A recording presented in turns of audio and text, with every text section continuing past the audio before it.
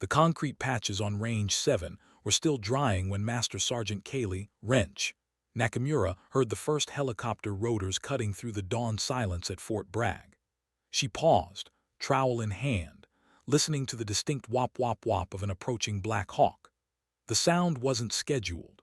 Her maintenance crew had been working since 400, repairing bullet damage from yesterday's live-fire exercises, and no aircraft movements were logged until 800. She wiped concrete dust from her forearms and squinted toward the eastern horizon, where the sun painted the sky in shades of amber and crimson. The helicopter materialized as a dark silhouette against the morning light, flying low and fast, too fast for a routine approach. Kaylee's instincts, honed by 3 combat deployments and 8 years as a crew chief, screamed that something was wrong.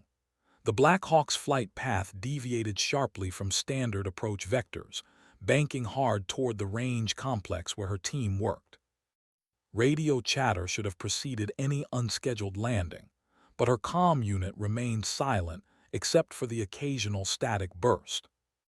"Chief, you seeing this?" Corporal Martinez called from across the range, his voice tight with concern. He stood frozen beside the target frames, holding a wrench like a weapon. The other maintenance personnel had stopped working, all eyes fixed on the approaching aircraft. Kaylee reached for her radio, thumb hovering over the transmit button. Standard procedure demanded she contact the tower, verify the aircraft's authorization, coordinate ground safety protocols. But something in the helicopter's erratic movement pattern made her hesitate. She'd seen enough combat insertions to recognize the controlled chaos of an emergency operation. The Black Hawk's nose dipped aggressively as it flared for landing, kicking up clouds of red dust that obscured everything beyond 50 meters. The rotors were still spinning when the crew chief door slid open with metallic finality. Instead of aircrew, 6 figures in full battle gear emerged from the cabin like shadows given form. Their movements were too precise, too coordinated for regular infantry. Special operations. Kaylee's pulse quickened as she recognized the distinctive gear configuration and weapons of naval special warfare personnel. SEALs.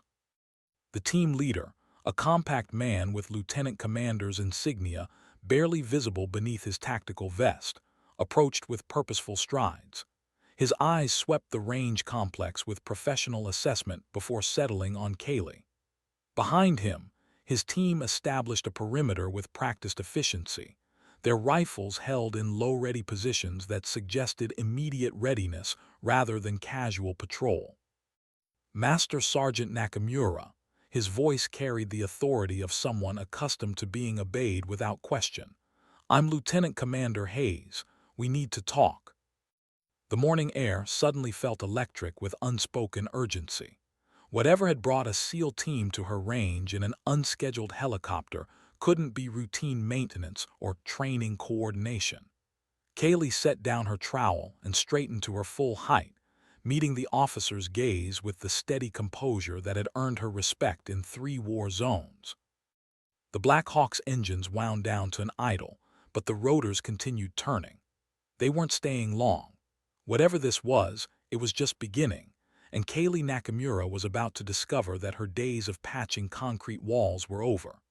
The concrete dust on her hands would soon be replaced by something far more significant, though she couldn't yet imagine what forces had converged to bring a special operations team to her doorstep on an otherwise ordinary Tuesday morning. Lieutenant Commander Hayes studied her face with the calculating gaze of someone accustomed to making split-second assessments of personnel under pressure. Behind his tactical sunglasses, she caught a glimpse of something that looked almost like recognition, as if he'd been briefed on more than just her name and rank. The other SEALs maintained their perimeter, but their attention remained focused outward, scanning for threats that Kaylee couldn't identify. "Ma'am, we have a situation developing that requires your specific expertise," Hayes continued, his voice pitched low enough to avoid carrying to her maintenance crew. "Your service record indicates you're qualified on multiple aircraft systems, with particular experience in hostile environment operations." Kaylee felt a familiar weight settling in her chest, the same sensation she'd experienced before each deployment when orders arrived that would separate her from everything predictable and safe. "Sir, I'm currently assigned to range maintenance. My flight status is inactive pending medical clearance from." "The medical hold has been lifted," Hayes interrupted, producing a tablet from his cargo pocket. The screen displayed official orders bearing the seal of Joint Special Operations Command. "As of 6:30 hours, you're temporarily assigned to Task Force Babylon for immediate deployment." The words hit her like a physical blow. Task Force Babylon was a designation she'd heard whispered in classified briefing rooms but never seen on official paperwork. Its very existence was compartmentalized at levels far above her security clearance. Her eyes scanned the orders, noting the authentication codes and digital signatures that marked them as legitimate. Everything appeared correct, but the speed of the authorization troubled her. "Sir, with respect, I haven't flown combat operations in 18 months. The medical board grounded me after the incident in Syria," Hayes finished quietly. "When your Chinook took enemy fire and you kept her in the air long enough to extract a reconnaissance team that would otherwise have been overrun." The memory hit her like shrapnel. The screaming hydraulic alarms, the smell of burning electrical systems, the weight of the controls fighting against damaged flight surfaces. She'd managed to coax the aircraft back to friendly territory on one engine and pure determination, landing hard enough to crack 3 vertebrae and tear ligaments in both shoulders. The medical review board had been thorough but unsympathetic. Chronic pain and reduced range of motion were incompatible with flight duties, regardless of how heroically she'd earned those limitations. "The situation we're facing requires someone with your combination of technical expertise and combat experience," Hayes continued. "Someone who understands that sometimes keeping aircraft flying isn't about following maintenance schedules or respecting manufacturer limitations." Behind him, one of the SEALs approached with measured steps. Staff Sergeant Torres, according to the name tape visible beneath his body armor, carried an equipment bag that clinked with the distinctive sound of precision tools. He set the bag at Kaylee's feet and stepped back without speaking, his expression unreadable behind wraparound sunglasses. "What's in the bag?" Kaylee asked, though part of her already knew. "Flight gear," Hayes replied. "Customized for the mission parameters we brief in flight." The sun had climbed higher during their conversation, burning off the morning mist and revealing the full extent of the range complex. Her maintenance crew continued working, but their movements were distracted, their attention divided between their assigned tasks and the surreal tableau unfolding near the helicopter. Kaylee realized that whatever decision she made in the next few moments would fundamentally alter not just her day, but potentially the trajectory of her entire career. The ache in her lower back, a constant reminder of her limitations, seemed to intensify as she considered the implications of accepting this assignment. 18 months of physical therapy and administrative duties had convinced her that her flying days were over. She'd made peace with that reality, finding purpose in maintaining the aircraft that other pilots would take into harm's way. Hayes seemed to sense her internal struggle. "Master Sergeant, I won't pretend this mission is routine or risk-free, but the intelligence we're acting on suggests a threat that requires immediate response. You're the only aviator within deployment range who has both the technical skills and the operational experience we need." Kaylee looked toward the Black Hawk, its rotors still turning in lazy circles that created hypnotic patterns of light and shadow. The aircraft represented both opportunity and risk, a return to the life she'd thought was behind her, and a chance to prove that her value extended beyond concrete repairs and equipment inventory. The choice before her carried implications she couldn't fully comprehend, but the weight of it settled around her shoulders like a familiar piece of flight equipment. The morning air carried the scent of aviation fuel and concrete dust, two aromas that had defined her career in ways both profound and mundane. Soon, Those familiar smells would be replaced by others: the metallic tang of high altitude, the ozone smell of electrical systems under stress, the acrid bite of cordite that accompanied combat operations. Whether she was ready or not, Master Sergeant Kaylee Wrench Nakamura was about to rediscover what it meant to be more than a maintenance technician. She reached for the equipment bag, her fingers closing around handles worn smooth by previous users. "How long do I have to get ready?" "You're ready now," Hayes replied. "The mission brief happens en route." The concrete patches on Range 7 would have to dry without her supervision. Someone else would complete the repairs she'd started before dawn, filling the bullet holes that marked yesterday's training with fresh cement that would harden into temporary solutions. But as Kaylee shouldered the equipment bag and followed Lieutenant Commander Hayes toward the waiting helicopter, she realized that some repairs required more than concrete and time. Some fixes demanded flight. Torres fell into step beside her, his movement fluid and professional. "Ma'am, you'll want to check the gear during flight. The comms package is different from standard issue, and the survival equipment has been customized for extended operations." The Black Hawk's crew chief, a young petty officer whose name tape read Kowalski, helped her into the cabin with the efficient courtesy of someone accustomed to moving high-priority personnel under time constraints. The interior had been configured for tactical transport, with jump seats facing inward and equipment racks secured along the bulkheads. Maps and electronic displays dominated one wall, their screens showing geographic overlays that Kaylee couldn't immediately interpret. As she strapped herself into the nylon webbing, she caught a glimpse of her reflection in one of the aircraft's windows. The concrete dust had left pale streaks across her face, and her utility uniform bore the stains of morning labor. In 12 hours, she transformed from a grounded maintenance sergeant to a combat-ready aviator preparing for deployment with some of the military's most elite operators. The transition felt surreal, like stepping through a doorway into a parallel version of her own life. Hayes settled into the seat across from her, his expression serious but not unkind. "The mission we're discussing is classified at levels that require additional security briefings once we're airborne.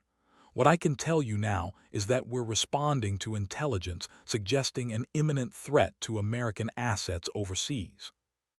The helicopter's engine spooled up to takeoff power, and Kaylee felt the familiar sensation of liftoff as Kowalski pulled the aircraft into a climbing turn toward the northeast.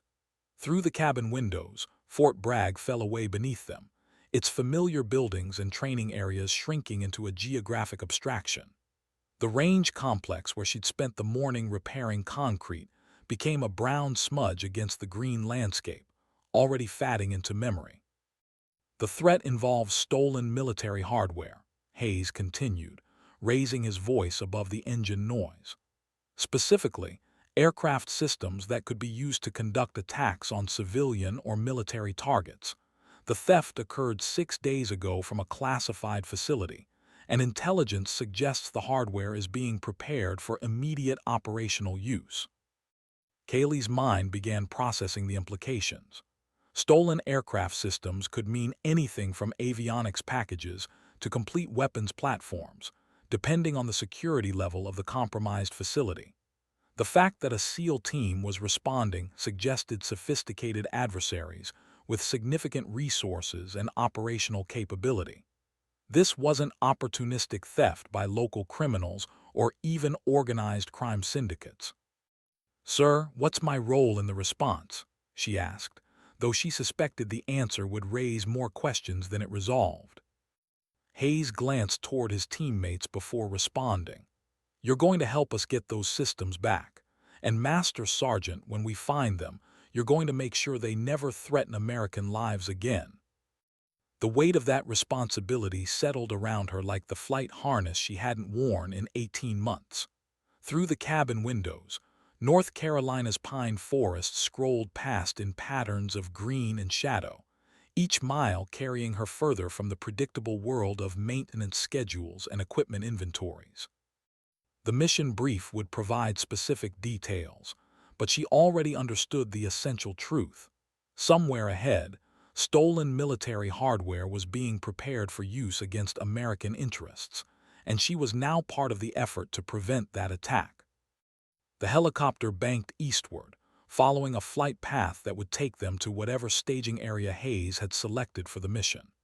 Kaylee checked the equipment bag at her feet, noting the weight and configuration of gear she hadn't used since her medical grounding. The familiar heft of flight equipment felt both foreign and natural, like rediscovering muscle memory after a long period of disuse. Staff Sergeant Torres leaned forward in his seat, his voice barely audible above the engine noise. "Ma'am, the gear includes specialized tools for aircraft modification under field conditions. We may need to adapt systems for purposes beyond their original design parameters." The euphemism was clear enough. They weren't planning to repair stolen aircraft. They were planning to repurpose them, possibly as weapons or decoys in whatever Operation Hayes was planning. The implications troubled her, but she'd learned long ago that special operations often required improvisations that existed in legal and ethical gray areas. "How much modification are we talking about?" she asked. "Complete system reconfiguration if necessary," Hayes replied. "The stolen hardware includes advanced flight control systems and targeting packages that could be used to convert civilian aircraft into precision weapons. We need someone who can understand those systems well enough to either disable them or turn them against their current operators." The mission was becoming clearer, but no less complex. They weren't just recovering stolen equipment. They were potentially engaging in electronic warfare against adversaries who had already demonstrated sophisticated technical capabilities. Success would require not just her mechanical expertise, but also tactical thinking and operational flexibility that she hadn't exercised since her combat deployments.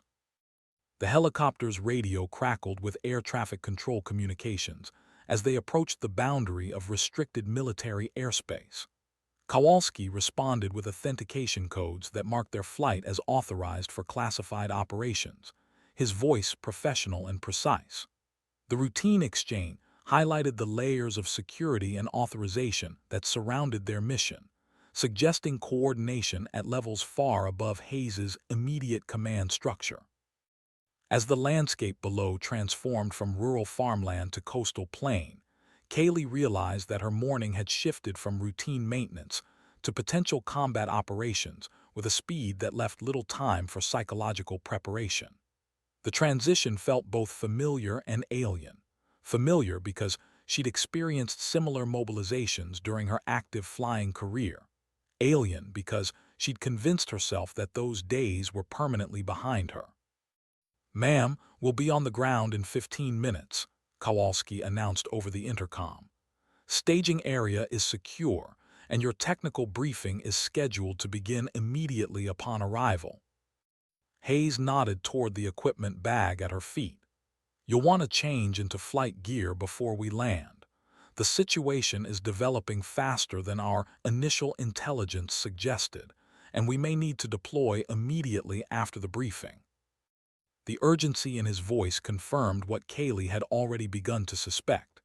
This wasn't a carefully planned operation with extended preparation time, but an emergency response to a rapidly evolving threat.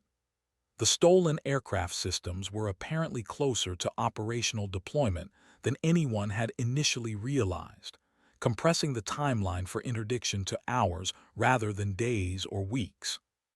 She opened the equipment bag and began examining its contents. The flight suit was her size, suggesting that her selection for this mission hadn't been entirely spontaneous. Someone had been planning for her involvement long enough to procure properly fitted equipment, which meant the intelligence about stolen aircraft systems had probably been available for several days before Hayes's team was activated. The communications equipment was indeed different from standard issue, featuring encryption capabilities and frequency ranges that exceeded normal military aviation requirements.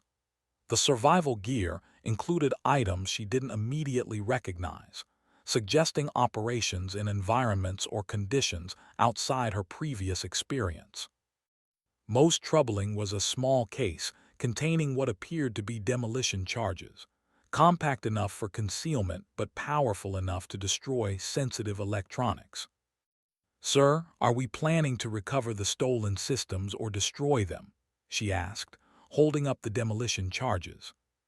"That decision will be made based on tactical conditions when we locate them," Hayes replied. "But you should be prepared for either option."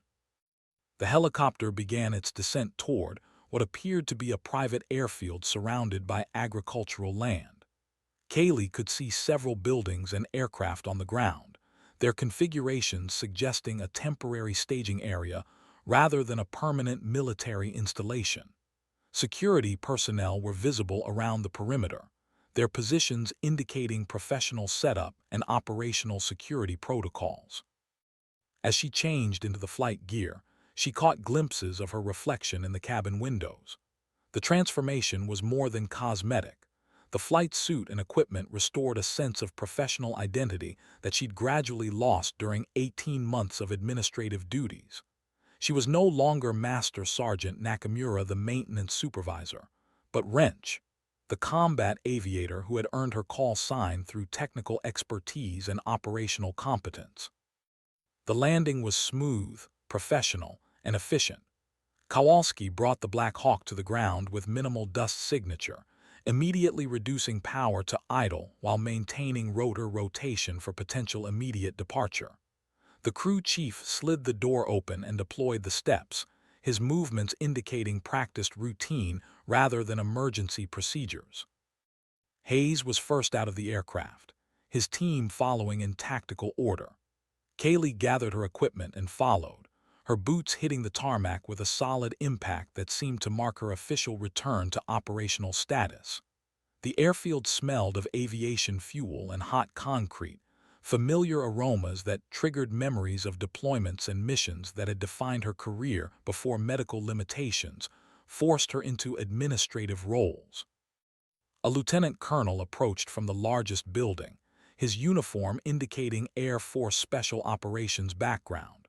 Behind him walked a woman in civilian clothes whose bearing suggested intelligence community affiliation. Their expressions were serious but not panicked, indicating controlled urgency rather than crisis response. "Lieutenant Commander Hayes, Master Sergeant Nakamura," the colonel said by way of greeting. "I'm Colonel Reeves, Mission Commander. We need to brief you immediately on developments that have occurred since you departed Fort Bragg." The intelligence officer extended her hand to Kaylee with a grip that was firm and professional. "I'm Sarah Chen, Defense Intelligence Agency. Your expertise is going to be crucial for understanding what we're dealing with." As they walked toward the briefing facility, Kaylee noticed the other aircraft on the field. Two MH-60 helicopters sat in hardened revetments, their configurations indicating special operations modifications. A C-130 transport aircraft was positioned near the largest hangar, its cargo ramp lowered to reveal electronic equipment and personnel moving with purposeful efficiency. The scale of the operation was larger than Hayes had suggested during their initial conversation. The briefing room was cool and dimly lit, dominated by large displays showing satellite imagery and electronic intelligence data. Maps covered one wall, marked with symbols and annotations that indicated extensive intelligence collection and analysis. The setup suggested an operation that had been developing for days or weeks, not the emergency response that Hayes had described. Colonel Reeves gestured toward chairs arranged in a semicircle facing the main display. "Master Sergeant, before we begin the technical briefing, I need to bring you up to speed on the strategic situation. The stolen aircraft systems are more sophisticated and dangerous than we initially realized." The display showed satellite photographs of what appeared to be a remote airfield in mountainous terrain. Several aircraft were visible on the ground, their configurations suggesting civilian cargo planes that had been modified with additional equipment. The modifications were extensive enough to be visible from satellite altitude, indicating major changes to the aircraft's original design and capability. The theft occurred at a classified test facility in Nevada 6 days ago, Chen began, her voice carrying the precise diction of someone accustomed to briefing senior officials. The stolen items include advanced flight control systems, electronic warfare packages, and precision targeting equipment that represents some of our most sensitive aviation technology. Kaylee studied the satellite images, her technical training allowing her to identify specific modifications that weren't immediately obvious to untrained observers. The aircraft had been fitted with external antennas and equipment pods that suggested electronic warfare capability, but the installations appeared to be temporary and field expedient rather than professionally integrated. The adversaries appear to have significant technical expertise, she observed. These modifications would require detailed knowledge of aircraft systems and electronics integration. We're not dealing with amateur operators. Correct, Reeves replied. Intelligence suggests involvement by foreign technical personnel, possibly including individuals with access to our own technical manuals and system documentation. They're not just using our stolen equipment. They understand how to modify and integrate it for their specific purposes. The implications were troubling. Foreign access to classified technical documentation suggested either espionage operations within the defense contractor community or compromise of electronic security systems, protecting sensitive information. Either possibility indicated a sophisticated adversary with resources and capabilities that extended far beyond simple theft. Hayes leaned forward in his chair, his expression intense. "Sir, what's the timeline for deployment of these modified aircraft?"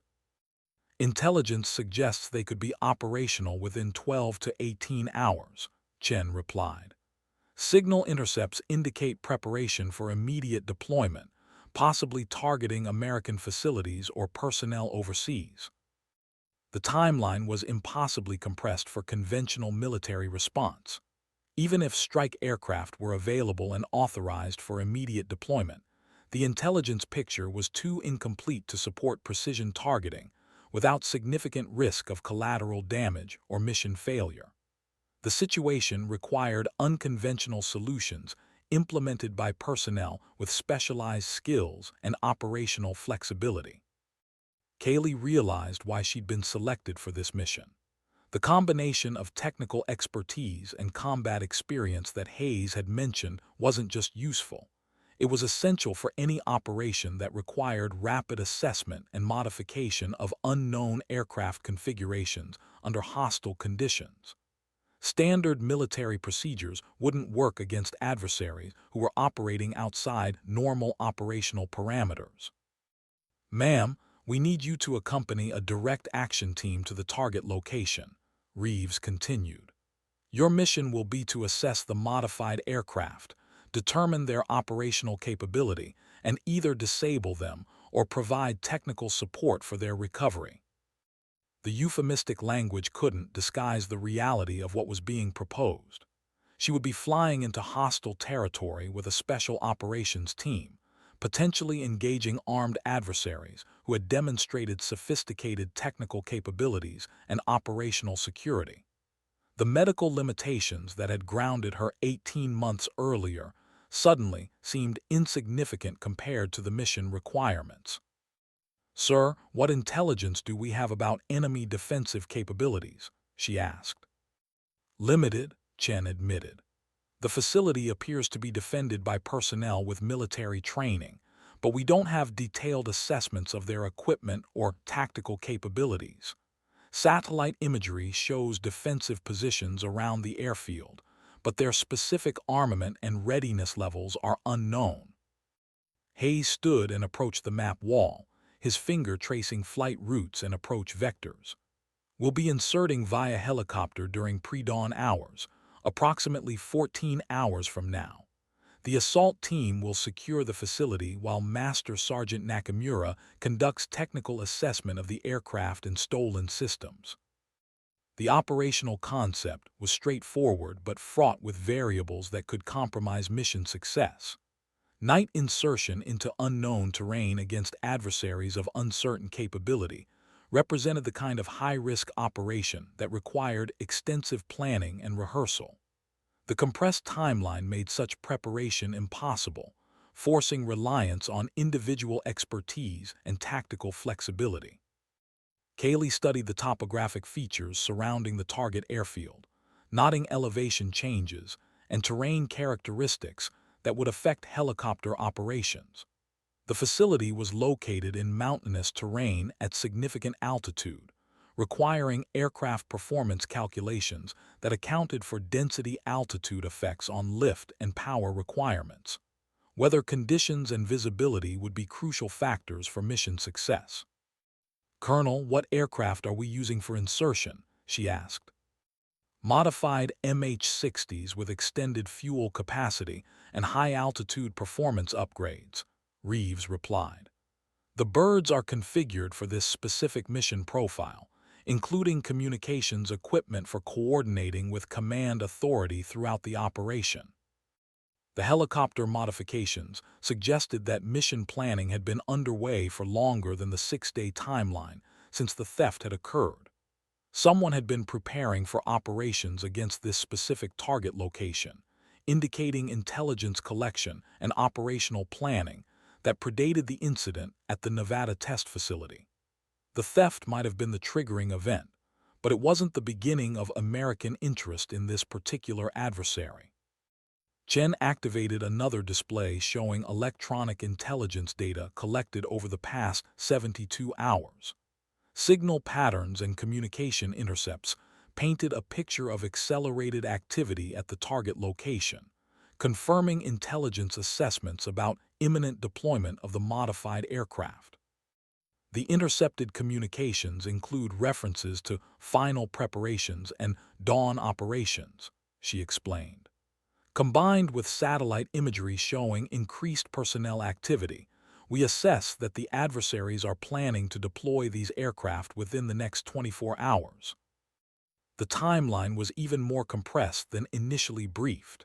If the adversaries were planning operations at dawn, the window for preventive action was measured in hours rather than days. Mission success would depend not just on reaching the target location undetected, but also on rapid tactical action once the assault team was on the ground. Hayes returned to his seat, his expression grim but determined. "Master Sergeant, I won't minimize the risks involved in this operation. We're going up against unknown adversaries with sophisticated capabilities, operating on their chosen ground with limited intelligence preparation. But the potential consequences of allowing those modified aircraft to become operational are too serious to accept." Cayley understood the strategic calculation. The stolen systems represented capabilities that could be used against American interests anywhere in the world. Allowing adversaries to successfully deploy those capabilities would establish precedent for future theft and misuse of military technology, potentially compromising operational security for years or decades. The briefing continued with detailed discussion of insertion routes, communication protocols, and contingency planning for various tactical scenarios. Each aspect of the operation carried significant risks that could be mitigated but not eliminated through careful planning and professional execution. Success would ultimately depend on the skills and judgment of the personnel involved, operating under conditions that couldn't be fully anticipated or prepared for in advance. As the technical discussion concluded, Colonel Reeves stood and addressed the assembled personnel with the formal gravity appropriate to mission authorization. "Ladies and gentlemen, this operation is authorized at the highest levels of government and carries national security implications that extend far beyond recovery of stolen equipment. You have the full support and authority of the United States government, but you'll be operating in a legally and politically complex environment that requires careful judgment and professional restraint." The formal authorization carried both empowerment and responsibility that Cayley hadn't experienced since her combat deployments. She was no longer a maintenance supervisor following established procedures, but an operational team member with discretionary authority to take whatever actions mission success required. The transition represented both opportunity and burden, restoring professional identity while imposing obligations that could carry lifetime consequences. The helicopter rotors were already turning when the briefing team emerged from the facility. MH-60s configured for special operations sat in tactical formation, their crews completing final preparations for immediate departure. Ground personnel moved with practiced efficiency, loading equipment and conducting last-minute systems checks that would ensure aircraft readiness for the extended flight to the target area. Hayes approached Kaylee as she donned her flight helmet, its communications system automatically connecting to the mission network. Master Sergeant, once we're on the ground, your technical assessment will drive tactical decision-making. The assault team will provide security, but you'll determine whether we recover, disable, or destroy the stolen systems. The weight of that responsibility settled around her like the flight harness she was adjusting for the first time in 18 months. Technical decisions would have tactical implications that could affect not just mission success, but also the safety of the personnel depending on her expertise. The concrete repairs she'd been working on that morning suddenly seemed trivially simple compared to the complex technical and tactical challenges ahead. Staff Sergeant Torres approached with a ruggedized tablet containing technical manuals and system documentation. "Ma'am, this includes everything we have on the stolen systems, plus field modification procedures that might be relevant to what we encounter on the ground."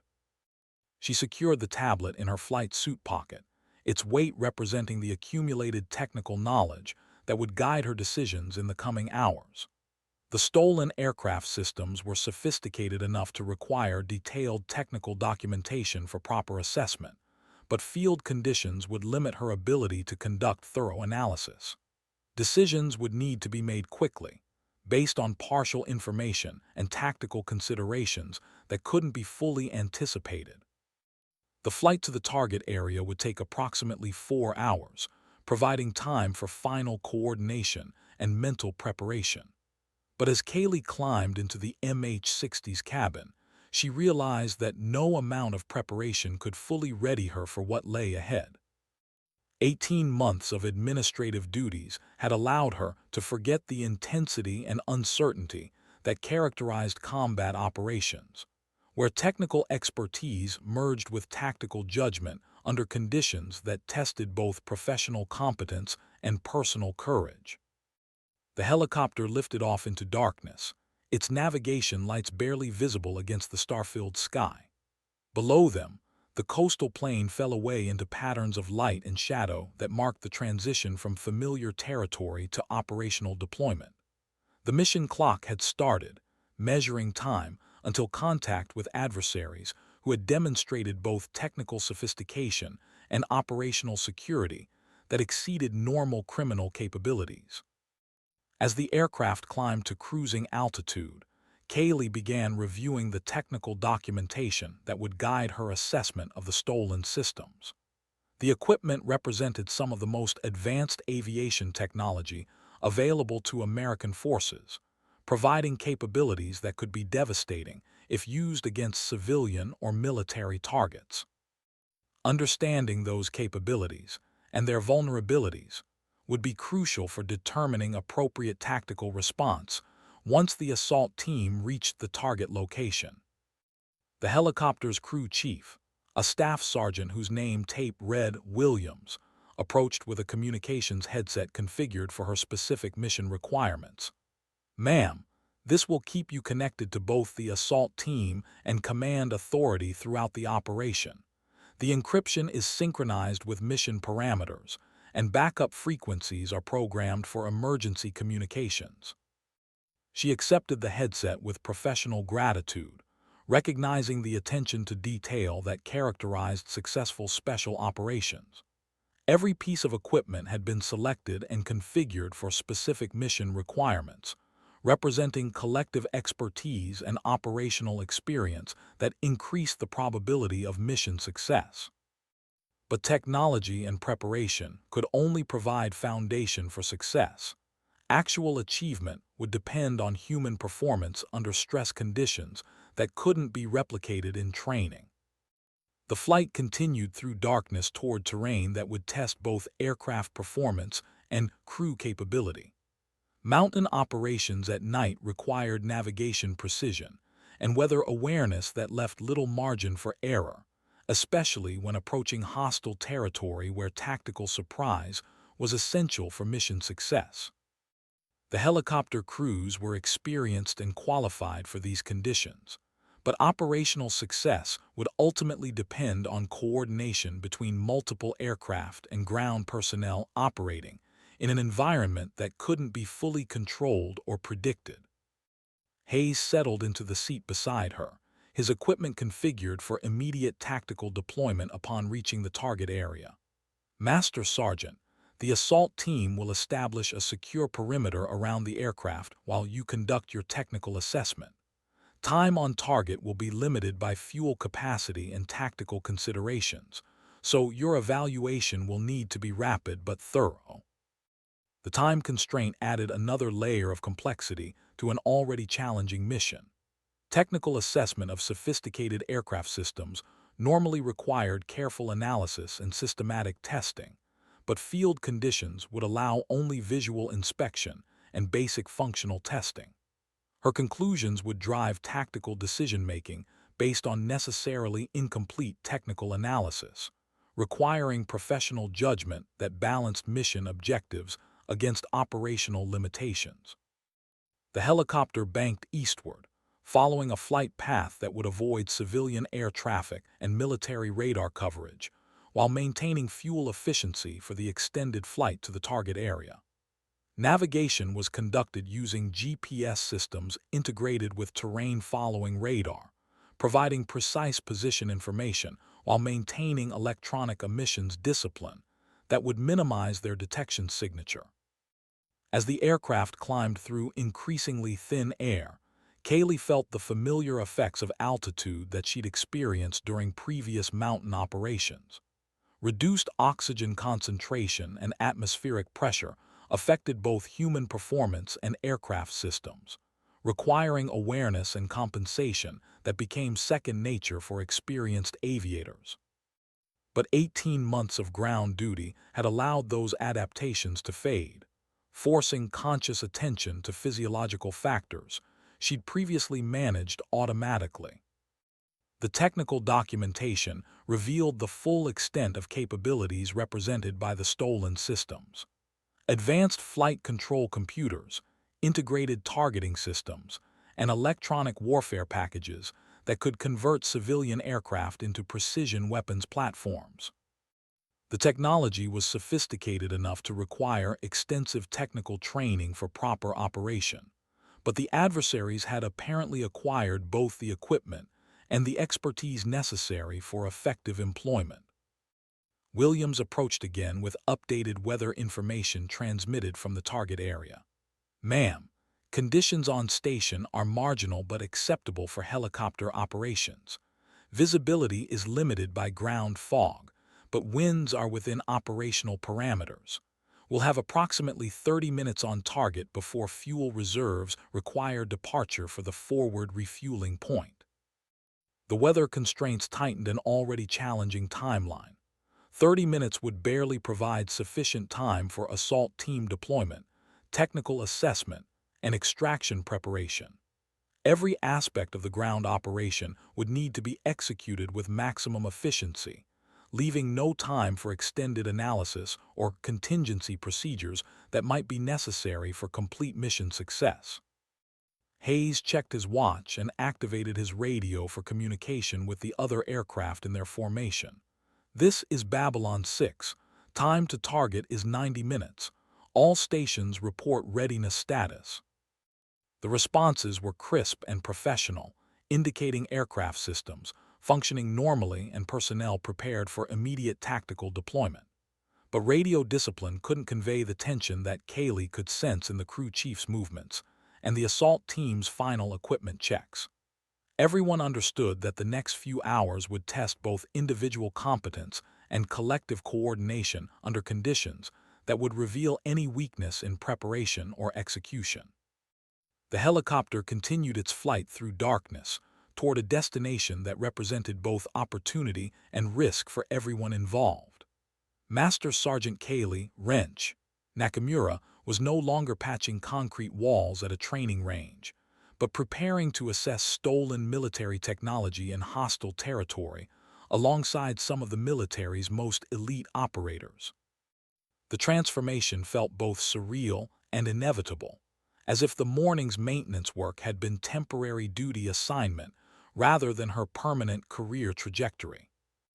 The mountains ahead appeared as darker shadows against the star-filled sky, their peaks marking the beginning of terrain that would challenge both aircraft performance and tactical execution.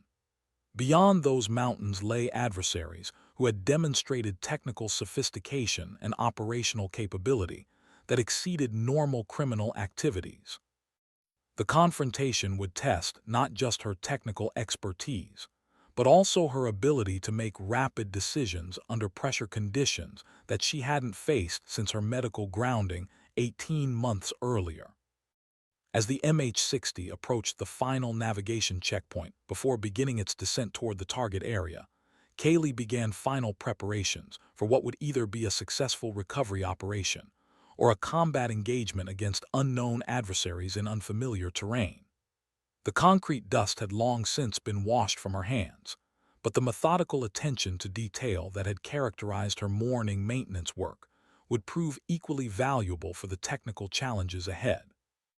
The mission clock continued its relentless countdown toward contact, measuring time until Master Sergeant Nakamura would discover whether 18 months of administrative duties had diminished her capacity for operational excellence, or whether the skills that had earned her the call sign, "Wrench," remained sharp enough to meet the expectations of the special operations personnel who had requested her expertise for this critical mission.